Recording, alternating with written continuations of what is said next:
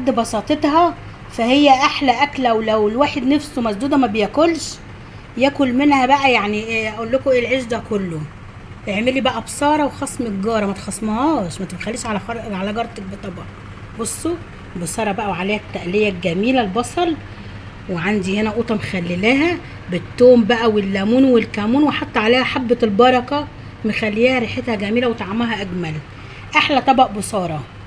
بصوا الطبق اللي ما بيتعملش الا غير من السنه للسنه، بس ما تشبعيش منه بصراحه. انا عامله وصفه البصاره على اليوتيوب، خشوا شوفوا الفيديو وشوفوا احلى بصاره انا بعملها ازاي. اتفضلوا معايا. ايه رايكم؟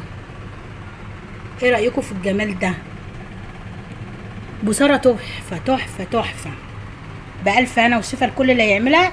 خش شوفيها على اليوتيوب، انا عامله بيها فيديو واتنين كمان. يلا بألف هنا وشفا الكل اللي شاف يا حبايبي.